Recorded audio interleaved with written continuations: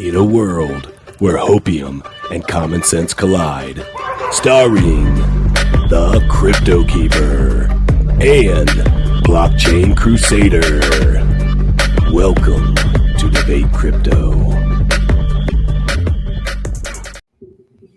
Question everything. Trust nothing. Oh, I'll tell you what, that was intense tonight, bro. You really came out with a oomph right off the bat. It's boys, Keeper and Crusader, and we've got a special guest tonight, the one and only Crypto. Let me say it how he's got it written. Crypto Blood.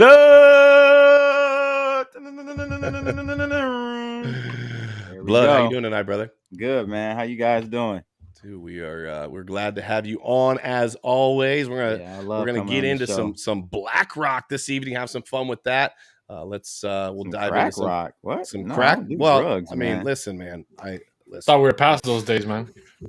I thought we got past that. But, you know, you still living in Detroit. People have questions. You know what I mean?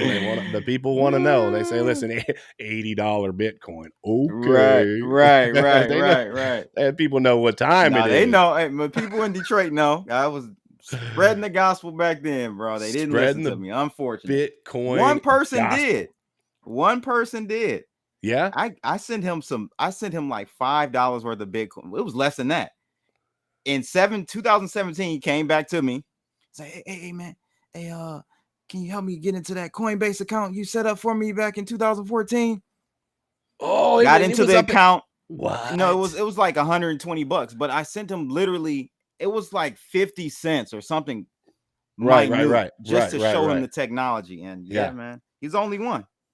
That's super dope, man. You know, it's funny. Everybody's got their own little story about their friend or somebody that tried to introduce them to it. And I've yet to hear somebody tell me, my friend introduced me to it and I was just all in right off the bat. And I just, I just dove in. That's not what people do. You know? Typically not. So I don't.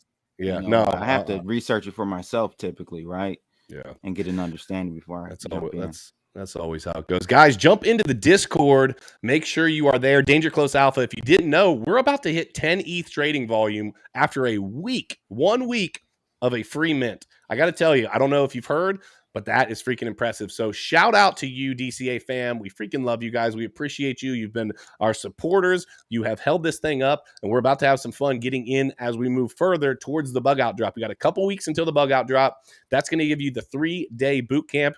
And I do have a question for the people tonight. I think I'm going to save it for Discord, but Miguel and I have something we want to talk to you about as it relates to the boot camp that you guys just might be you will be interested in. So make sure you smash the likes.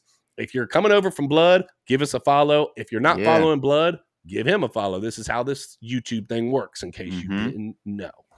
So, Miguelito, what is, no. Before I say that, Blood, you got something going on real quick. You got something coming up soon that I think we're going to be taking a look at. Tell the people what you got going on. Yeah, so I'm calling it the Bloodalytics. That's what Bloodalytics. You like that, right? So what's the Bloodalytics? So it's a trading signal service. Look at Miguel, he's cracking up.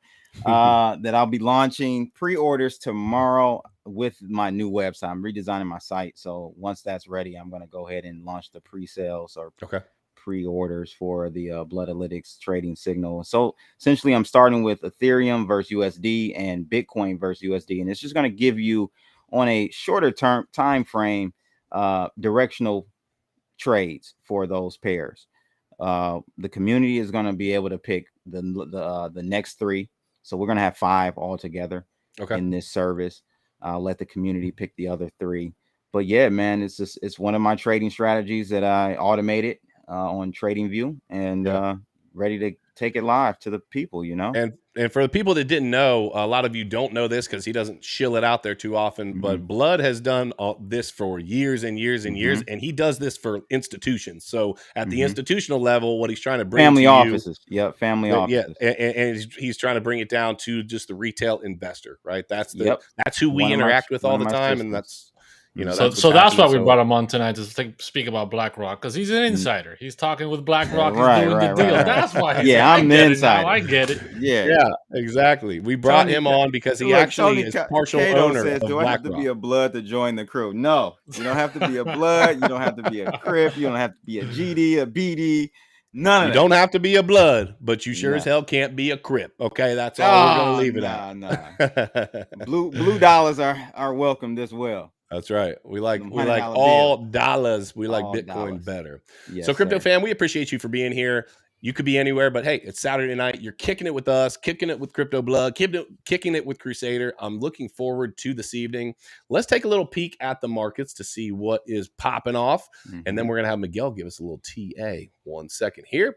Let's see what's going on. So the crypto markets, let me update this, are 1.09 trillion with the T dollars. We're down 0.74%. We got Bitcoin. Man, Bitcoin's been sitting at that 23 number now for a hot little second. We got ETH just shy of 1,700. That is 1,694. Actually just went to 1,696.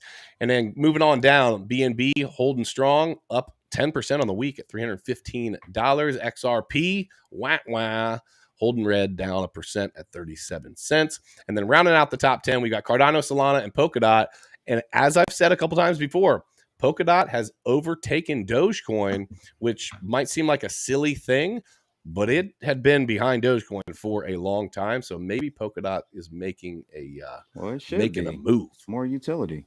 Yeah, no doubt. I mean, I've never been compared to Dogecoin shouldn't even be anywhere near the top 10. I mean, yeah, I totally agree. Shit Cardano. But, oh man, ouch. Oh, Miguelito, what's going on in the charts, bro? You got a little TA love you want to show us tonight? Yeah, man. We can take a quick look at the charts here. I mean, it's pretty simple, right? Same thing we've been talking about previously. Like, we've been in this downward regression trend. We have this point of control right here at the 21,000. We hit the heart line of this regression trend, and we're not gonna go any higher until we can break above this heart line. There's gonna be major resistance, as we can see here, these red candles. And we got some support bands here in the EMAs, but until we don't break this, whether it's here or down here at 22, 23, we don't expect any movements higher than that, right? We got the momentum wave coming down, the RSI, they're a little bit oversold. No, the money flow, dude. The money flow has been dead. Look how long it's been. It's just been stale. It's been stale, more stale than the bread you guys have at home. Like, it's dead, right? The VWAP is negative.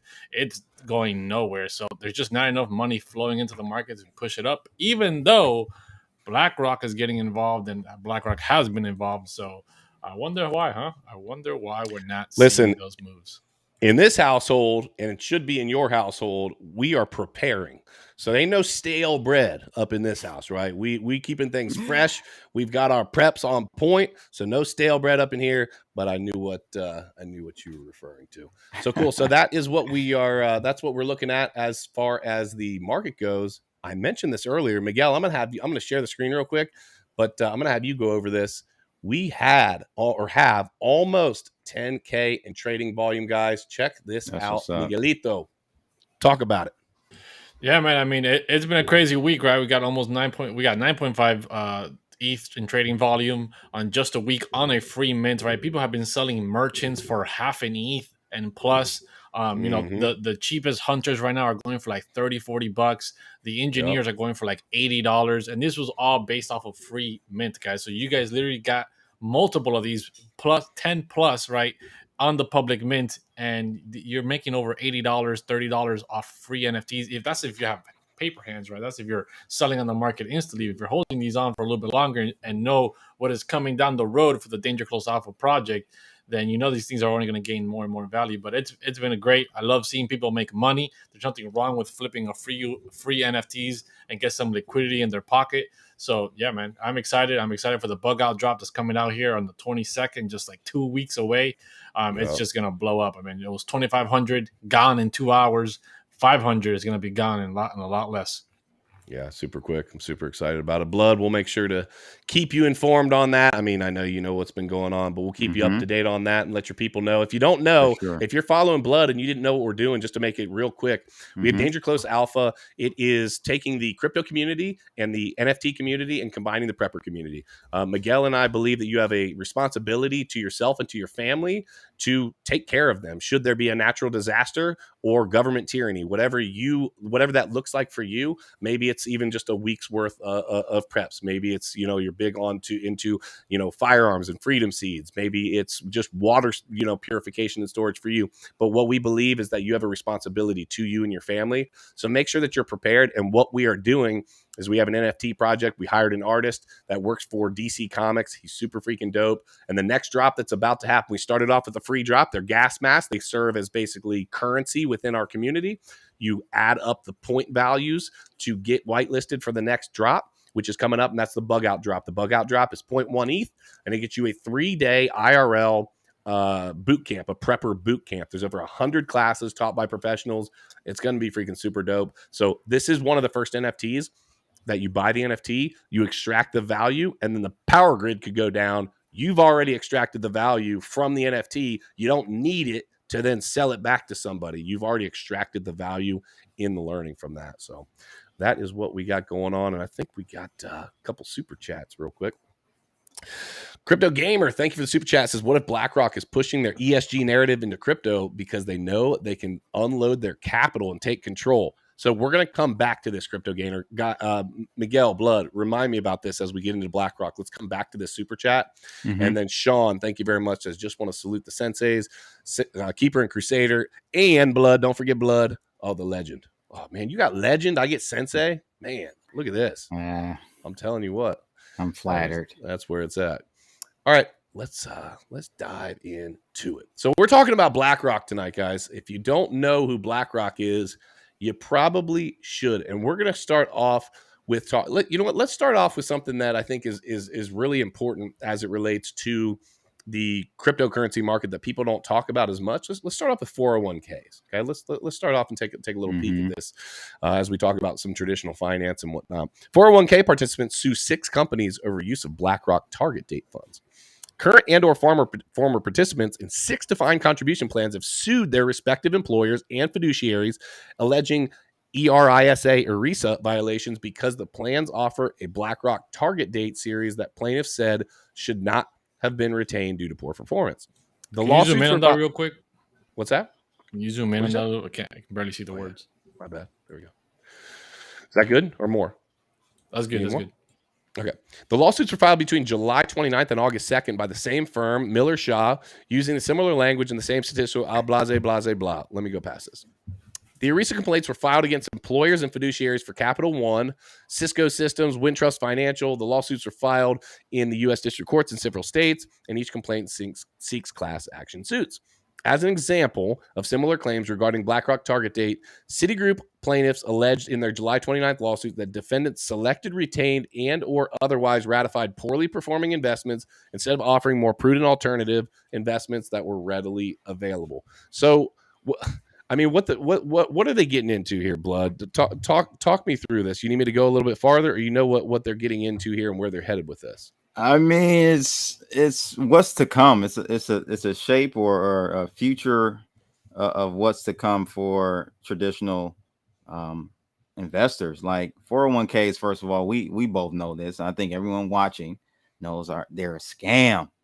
They are a scam. They take so many fees and management fees and this fee and that fee, and it over time, it adds up to more than 50-60% of your earnings. Yep. So how can you, on the top of that, keep up with inflation? So you're going to start seeing more and more of these. So Booz Allen was I think the company that was actually suing, or one of the companies that was suing on behalf of their employees and ex-employees of the BlackRock fund. But the whole this concept, many people, Keeper, don't get. You lose 50% of your portfolio, and this relates to crypto as well. You lose 50% of your portfolio. It takes 100% to get back to break even. Yep. People don't think about that. They don't. It's a simple. I mean, people just don't think about that. So you're gonna have, as people start to get closer to retirement, man, it's going to be an issue. A huge issue. So these lawsuits aren't surprising to me and shouldn't be in anyone else. So Miguel, do you think that they're taking advantage of people that are getting in because 401k is such a like a target name. It's like a thing like, oh, you got to have because this is how genuinely a lot of people were able to be successful in the past at being able to retire. Like that's a fact, okay? But where we're at right now, are they taking advantage of these people as it relates to these 401ks? Yeah, dude, exactly right. You just said it right there. It's like back in the day, it was possible, and they've programmed us to think that this is the way for the average person. Just max out your 401k with every paycheck you get, max it out, put in as much as you can. You're getting all this free money, right? You're getting all this And we're free going to money. match you. Yeah, because the right? companies match you, right? They're getting all this free money. Just throw it in there. Yeah, your tax incentives. Dude, you're not paying taxes on that money. And it's being invested for you, bro. So that when you retire at the age of 65 and you're halfway there to croak out and check out, you got $1 million, bro. Right? And then that whole time, all that money is going into that 401k. You have no liquidity, right? If you ever try to pull money out, massive penalties, and it's just not worth it versus something like in whatever other like a whole life policy, right? Or something. Yeah. You have more liquidity reasons, you have more liquidity possibilities, and you don't have that with 401k. So we've been programmed to think that is the only way, and we get it from all these figureheads, right, from authority, and we're like, oh yeah, dude, that's how they did it, that's what I'm going to do, I'm just going to max out my 401k. And it's not true, right? It's no longer a valid strategy, and they just they won't ever admit that. And I think that people are getting hip to this idea. I will tell you that insurance agents, for example, a little known fact, I used to sell insurance for a short period of time. The agents make really good money off selling you these ideas. Okay, they do. And I've been a part of some meetings that are explaining not what it actually does for the client, but how to sell it to the client. It's interesting. It's not, hey, this is what this is going to do, so here is what makes sense. It's, hey, this is how you sell this idea to people. That's a problem. I think that listen, yes, sales is part of life. You are going to get sold a car, you're going to get sold a home, all of these things. But when it comes to something that isn't at face value, you're not actually receiving you know what I mean? At the end of the deal, you're not really receiving what you were sold on the front end. That's where I think it's a problem. And I think these massive funds like BlackRock, the crazy part is they manage like $20 trillion of OPM, other people's money. So now what can they do with that? Well, what can't they do with that? Right? What can't you do? I don't think people have a good understanding of the difference between $1 million and $1 billion, and then $1 billion and $1 trillion. I think somebody said, like, and I'm going to get this wrong, but I'm going to give you an example. I think somebody said that 1 million seconds is like 6 months or something like that, right? 1 billion seconds is like 100 and something years, right? It's not even the same, we're not even talking about the same ballpark, and it's the same thing going from billions to trillions. And so I think they're just taking advantage of the liquidity that they're getting from people and kicking the can down the road, and then at some point when people try to cash in, well, I mean, they're able to get what they think they're going to get, but there's so much more. It just shows you where we are within just America, because 401ks were initially supposed to be one component of a three-legged stool. So you were supposed to have your 401k. This is a pretty new invention, right? Or an offering that the corporate entities have done. But 401k, pension, and savings, that was supposed to be your retirement plan. We know pensions are a Ponzi scheme. Pensions are, yeah. So that's out the way. People ain't got no savings. You know what I mean? Inflation is eroded that. So now, people are left with a 401k. Inflation and credit cards have stolen people's savings away. Yeah. So, and some people are getting hip. Some people are getting hip to the idea of whole life policies. I'm not going to try to get off on a big tangent here. Some people are getting hip to truly understand that, hey, a whole life policy is a way where you can borrow against your life insurance premium and that money now. Because you don't need money as much when you're dead. You need money now, right? Speaking of need money now, when you have a child, you definitely need money to raise said child. Come here, Boogie. And this little lady right here says, make sure to click the link down below and get a ledger, because you need to be your own bank. This little lady says, be your own bank. Guys, you're seeing what's happening with the different institutions. For real. Be your own bank. Hold your own keys, not your crypto. This is still a real thing, and it's more real now than it has been ever, because these institutions are ready to just say, hey, you know what? No, you're going to be the last person to get a hold of your funds if something goes sideways. But guess what? When it's in my ledger, which we've got a link down below the video, but when it's in my ledger, guess who gets to decide that? Me, right? So we love you. Mwah. Dude, I just want to pull up something real quick. And we're talking about $1 trillion, people not being able to see what that is. I pulled something up so they can visualize what $1 trillion looks. Yeah, show it to me. So, and they manage people, by the way, but yeah, got you. Yeah, for the people here, this is $10,000, right? This is a person standing next to $1 million, in hundreds, obviously, next to $1 billion. Get ready for $1 trillion. Look how little this person is compared to $1 trillion. Look how big. We printed how many? 40? Is it 40 trillion? Dude, I don't know. No. You're talking about in the last few years. We've the last couple of years. I think we've printed like 9 trillion. Yeah, 9 of these. Okay. 9 of these. Look, 1 billion. Oh, I'm a billionaire. Trillionaire. Look at this. Billion. Trillion. Person. Yeah. Look at this person right here.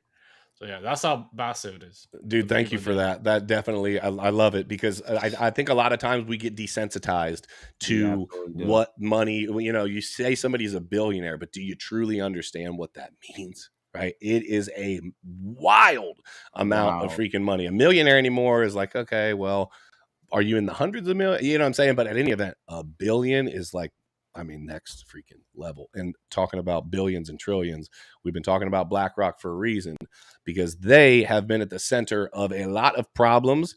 And I want to, let's touch on, and make sure you guys stick around for this, because when we kind of get towards the end here, we're going to be talking about Coinbase and BlackRock getting in bed together is what you're really here for. So make sure that you stick around for that. Let's talk about Mother Russia here a little bit. BlackRock to shutter Russian ETF that once held $800 million. BlackRock will begin a long process of shuttering a major Russia exchange-traded fund after the protracted Ukraine war has slashed the value of securities linked to the region and left their fate in limbo. iShares will be in closing on August 17th, and proceeds from a few assets that can be liquidated will be distributed to shareholders, BlackRock announced in a press release on Wednesday.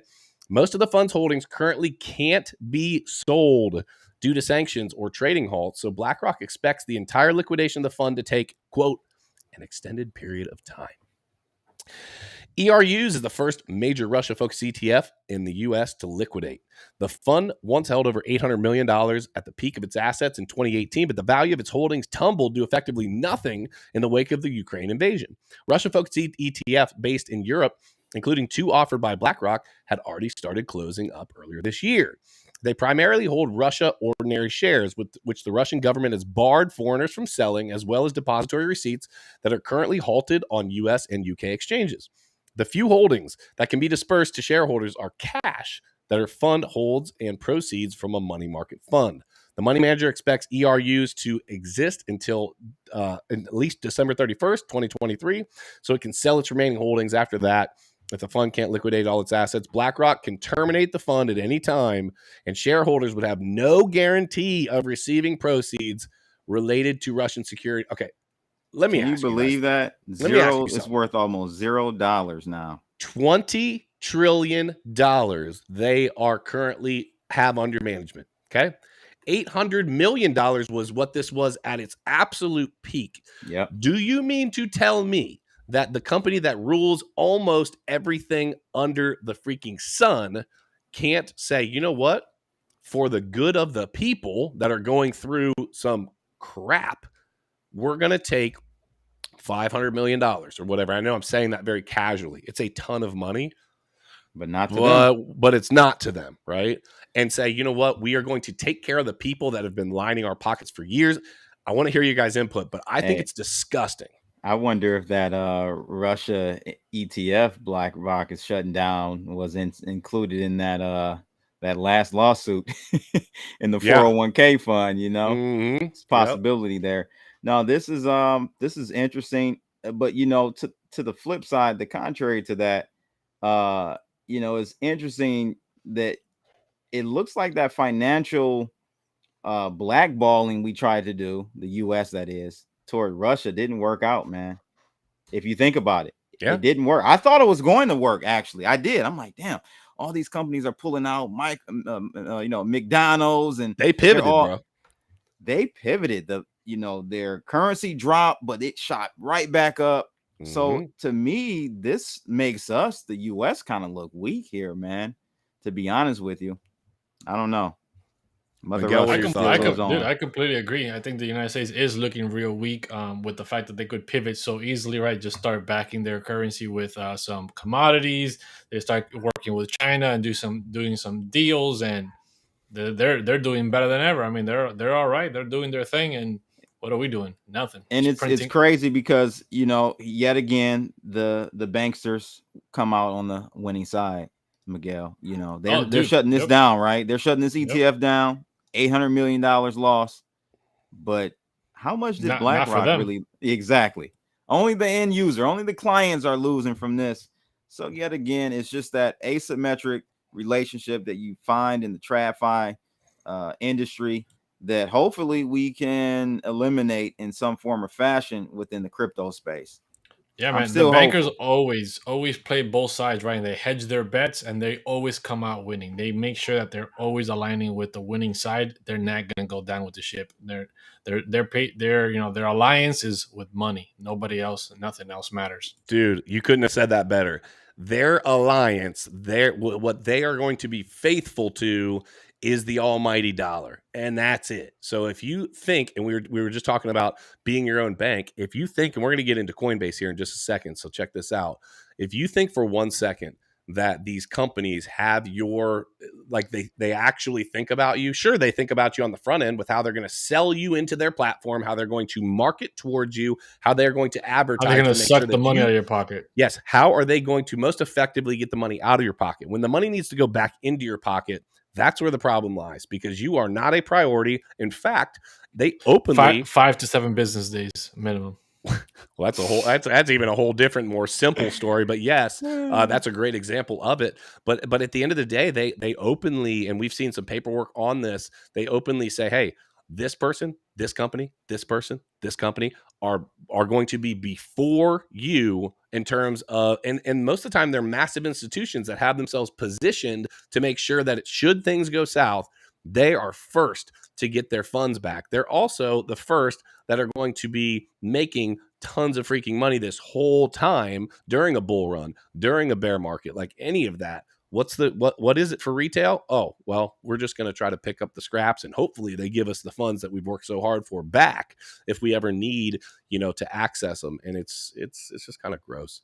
Crypto Billy, $1.99 super chat says, reminder, don't forget the prepper tip at the end. Yeah, guys, we've been doing a prepper tip of the day, so make sure that you stick around for that. I've actually got a very basic prepper tip at the end of the day, or a group of basic tips, and I think that's where it starts. It starts with simplicity, so we are going to get into that. Seba Brown on my channel made a comment saying it's way too early to make that call just yet. I'm assuming he's talking about Russia being kind of, impervious, or was able to get over this whole financial ban. What do you guys feel about that? Saying it's too early to say that they've pressed through the sanctions. Yeah.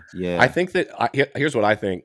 I think, first of all, I think that's always in play. There's a lot of movement happening in the markets, but what I will say is that I think that Russia and China already had they knew that we were going. This isn't like this was like an unforeseen thing happening. They knew that we were, because what else were we going to do? Just immediately go to war and start dropping bombs? No, that's not what we're going to do. There is a playbook, and the playbook says, hey, they're going to sanction us first. It's not like they didn't know that. And so I think Russia and China had already had their beds made all tidy and ready, and said, let's watch them play right into our hands. You got to remember though, and this is speaking to Seba, I mean, it wasn't just America that attacked Russia. It was everyone, every country. It was like, that was the thing to do, companies and countries, sovereign nations were all piling on Russia, and for them to come out like they have, I'm sorry, I think the biggest blows are behind them. I think they're, Yep. like you said, Keeper, they're linking up with China, One Belt, One Road initiative. Yep. That I don't think I don't think they're going to be hit any further. Yeah, for sure. I completely agree. I think they're solid. I mean, they you can see their influence spreading in South America, China, and Russia building more troops and stations down there, and they're buying it with the money that they have, right, with the influence in those countries. We got to see China building seaports in Brazil and a bunch of all these countries, Colombia, Argentina, all turning into the Communist Party, and they're stronger in the Western Hemisphere now than they have ever been in history, and this is under a bunch of sanctions and a bunch of different sketchy, tense times. I don't think that there's going to be anything that we're going to do unless it's outright direct war with them that is going to hurt them in any kind of way. Yeah. Shout out to Mind Your Biz in the chat room. He's jumping between profiles and doing all types of shit. I know. What up, Seth? Good to see you, brother. Thank you for being here as always. If you guys aren't following Mind Your Biz, make sure to check him out. Please. He's got all of your I'll be on more than just mining stuff, but he's got tons of good info over there. So make sure you follow him. And as always, just a reminder, jump in the Discord, right? Danger Close Alpha. Our website is dangerclosealpha.com. So make sure to check it out there. We've got a drop coming for a 3-day prepper boot camp coming up real soon in a couple weeks. And then make sure to follow your boy Crypto Blood. We got 54 people in here. Make sure that you follow Blood. He's got some good stuff going on. Sometimes we'll be on there over on either Saturdays or Sundays. We have some fun. I got to tell you, the most hype intro to any freaking YouTube is on Blood. So if you want to feel like you're about to go into like the club or something, right. DJ get over Clue. to Blood and watch that intro. I'm the DJ Clue of crypto, people. It is it is the hype intro. There's no doubt about it. We're not, we can't compete with that. So we're just going to do our little thing and continue to press forward. So let's talk about what BlackRock's doing with Coinbase, because I think ultimately a lot of you are here for crypto, right? So all of these things we're talking about affect the crypto space, but this especially really dives into what, crypto is going to be moving forward. It says Coinbase scores deal. I think it's funny how they say that. Coinbase scores deal with BlackRock. That's a big, that's a great thing for them, not the other way around, Exactly. Yeah. Coinbase scores deal with BlackRock to give Aladdin customers Bitcoin access. Okay, let's talk about it. Crypto exchange Coinbase has partnered with BlackRock, the world's largest asset manager, to offer institutional users of its Aladdin platform access to crypto through Coinbase Prime. Connecting the two systems will give BlackRock's institutional clients, who cumulatively manage $20 trillion, access to Coinbase's trading, custody, prime brokerage, and reporting services. Initially, that will include access to Bitcoin. It's a huge development for the crypto exchange at a time of turmoil. The company laid off 18% of its workforce to prepare what it expects to be an extended crypto winter. Its shares, which is coin is the ticker, are down 60% this year, but rose 22% on Thursday morning on the BlackRock News. Coinbase lists more than 200 coins, saw $1.6 billion in trading volume over the past day, according to CoinMarketCap. The institutional clients account for 70% of that volume, according to Brett Tejpaul, head of Coinbase Institutional. Check this out. Coinbase's strategy is to provide a single point of entry into the marketplace to do everything that one would want to do with crypto: buy, sell, store, stake, and so on, he told Decrypt on a call Thursday morning. Having a partnership with Aladdin that gives $20 trillion of capital access to crypto is a huge game changer. I think for Coinbase and for the industry. I love how that's worded. Having a partnership gives $20 trillion of capital access to crypto. No, it gives your company, to be fair, access to $20 trillion. And I think it'll be interesting what they actually do with that. My problem with this is, listen, and Blood, I want you to talk about this because we talked about this earlier. This is a double-edged sword. There is some very good things. I love hearing from both of you on this. There's some very good things that could come of this, but we have some very, very bad things. So let's talk about it. What are the good and the bad of BlackRock and Coinbase teaming up? Miguel, you want to go? Oh, I'll go first. Yeah. Good. It's kind of short. Just name recognition, right? Makes Coinbase and BlackRock. Everybody knows BlackRock. Everybody knows Coinbase. Oh, good for crypto, right? More money. It's more legitimate now because BlackRock wants to be part of it. Terrible news. Those $20 trillion of access are just going to be OTC deal after OTC deal after OTC deal, right? So they're going to be buying and dumping on you guys, and you guys are not even going to realize what's happening until it's too late, and it's never going to be in your favor. So it's not good when you're seeing this massive wave of traditional finance jumping into crypto and getting their hands involved with crypto at such a deep level that the level of control and manipulation is going to come from that. We've barely seen anything compared to what's going to happen when it becomes public like this and it continues to grow. So it's not good for the end user. It's not good for the average Joe. It's only going to be good for them one way or another. So I'm not too excited, man.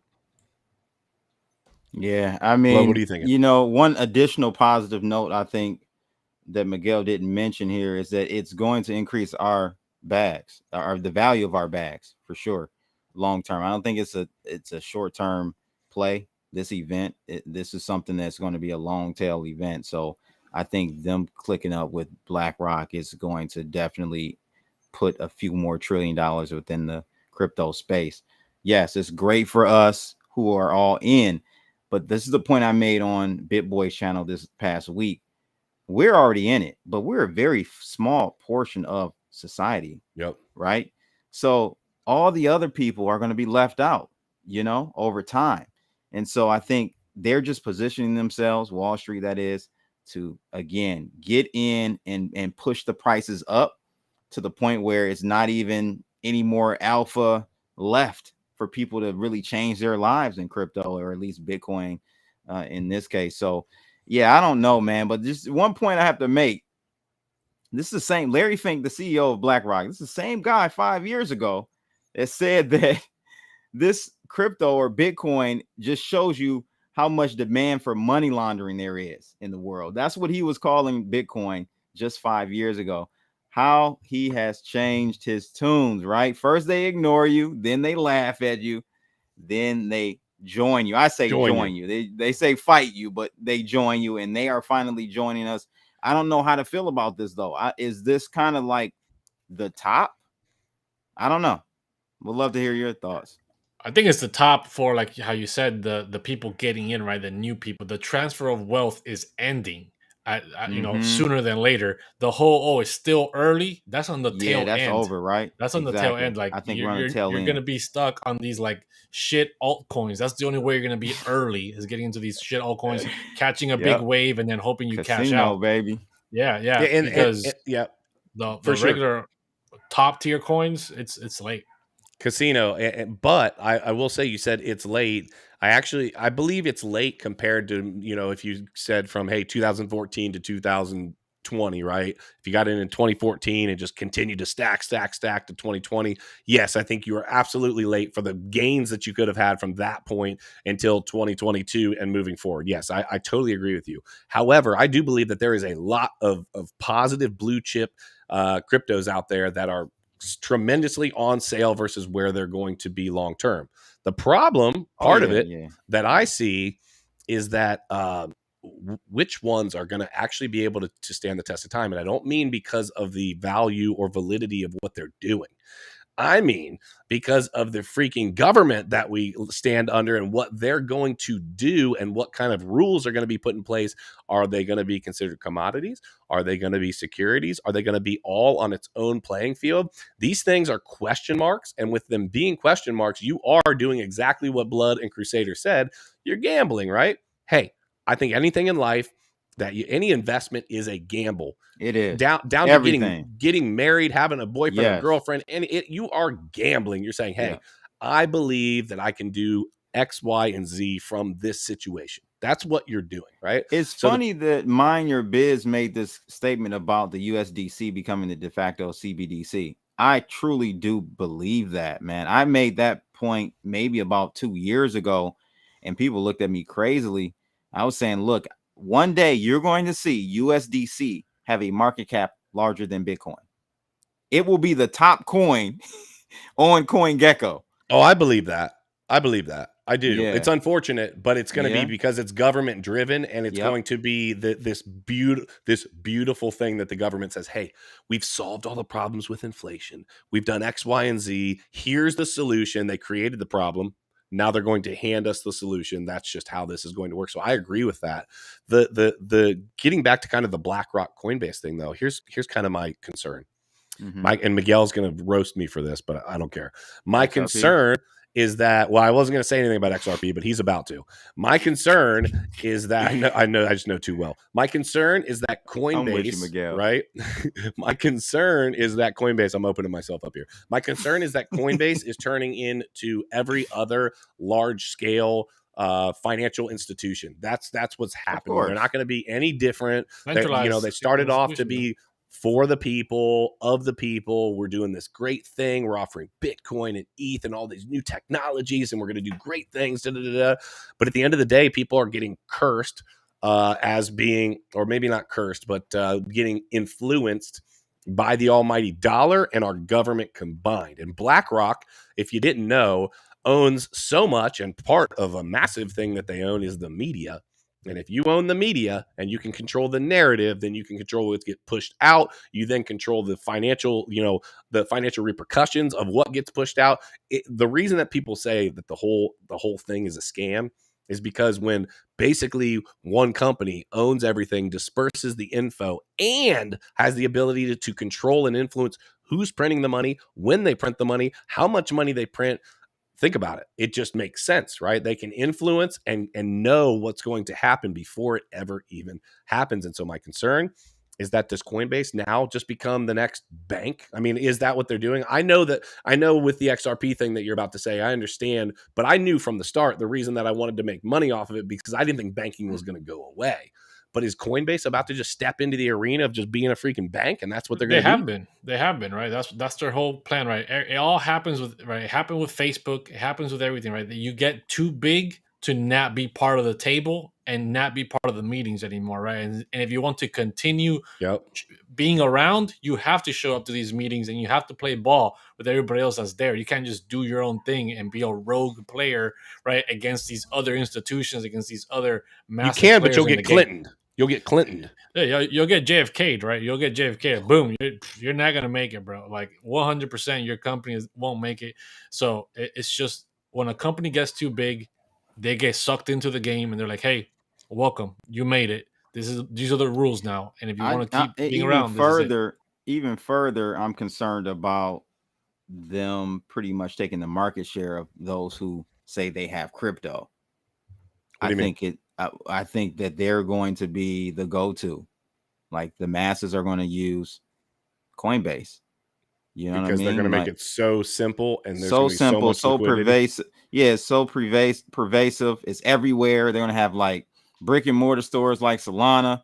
You know what I mean? It's just going to be everywhere. You're going to see Coinbase or a company like it. Maybe it's not Coinbase, but the blueprint is being written right now. Well, it's being drawn right now on how Wall Street can take over and compromise crypto. It's funny you say that. SBF, Sam Bankman-Fried, quite possibly, arguably the wealthiest man in crypto.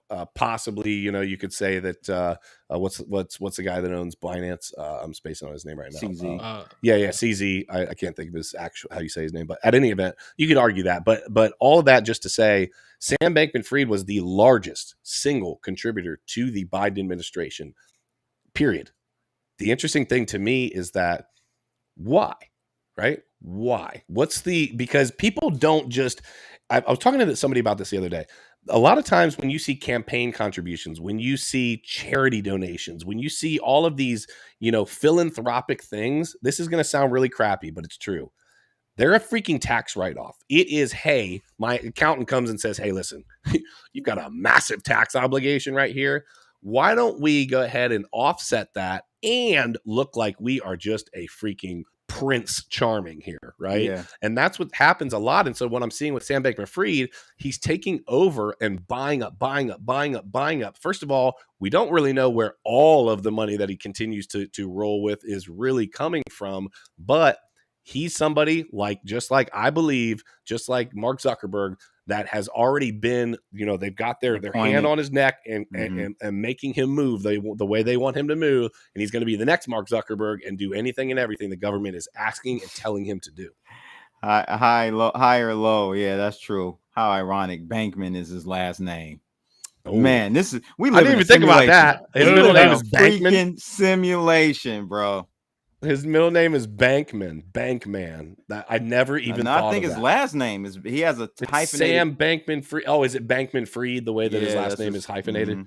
mhm. That is freaking wild. Crypto Isn't that fam, crazy? listen, that's yeah. I literally never even put that together. That's really funny. We appreciate you for being here. It's a Saturday night. Like I said earlier, you could be out at the bar. Hey, maybe you're out at the bar and you're watching Debate Crypto. Hey, do your thing. We're glad that you're here, right? Yeah. Make sure you follow Blood. Hey, I want to tell everybody the trading, the trading indicator, Blood is going to be allowing us to show that to you guys. So Yeah, so make on the sure. screen right now, you'll see kind of the last sequence of trades, man. We went short on Ethereum about 6 hours ago. So you can see, you know, how this all works here, ladies and gents. And we went long yesterday on Ethereum and took a nice profit there. 50% profit. No, 50% of your profit I was telling you to take off the table. Oh, you're saying to so take it. lock in Okay. your gains there. Got it. But you're talking about a 8% move there from long to short. I mean, you know, every trade is not, of course, a winner, but Right. majority of them are. Yeah, so make sure that you guys we'll have some more information for you on that. We're going to be some testers. We're going to see how that thing is working. So yeah, just we got you, Blood. We're excited to check that out, and hopefully, hey, we just had Femex reach out and say, hey, we got X, Y, and Z for you, and so Nice. maybe I'll be able to use the indicator with some of the Femex money. Yeah. And let's play Let's ball. get it. Let's go. Yes, sir. Let's Yes, go. sir. So Crypto fam, we love you guys. We appreciate you for being here. Again, make sure you follow Blood. Make sure you're in the Discord, Danger Close Alpha. We are bringing together the prepper community. I'm going to end us off with a prepper tip for the evening. This is something that we just started doing recently. I think it's important because a lot of people have no idea where to start. So check this out. Tips for the beginner prepper. Number 1, take baby steps. Take a deep breath and get started. Do not let your fear or lack Zoom of into that. Zoom into that. Okay. Sorry. Turn my mic up. Turn my mic up. There we go. I'm trying to get there. We go. Take baby steps. Do not let your fear or lack of experience overwhelm you. Step into the mindset and just start. There are lots of encouraging articles and blogs. In addition to this, one to set you on your way. And please don't let naysayers who are too lazy or too stupid to tell you that it's not worth it. Zip your lips and carry on. I want to read one more. Keep to the basics. So number 1, take baby steps. Number 2, keep to the basics. Don't worry about the long term. When you're getting started, plan for a 3-day emergency supply. When you have more experience and more confidence, you expand to 7, then 30 days, or even an annual supply. But for now, go easy on yourself and give yourself permission to start modestly. This means water, 1 gallon per day, non-perishable food items, some first aid items, packets of prescription medications, and if you have pets, some pet food. Guys, the reason that I wanted to throw these tips at you today is because so many people get so over. It's like crypto, right? You jump into crypto and everybody thinks they've got to have this massive portfolio. And if they don't, they're lost. They're not going to know. They're just not even in it. So why am I even doing it?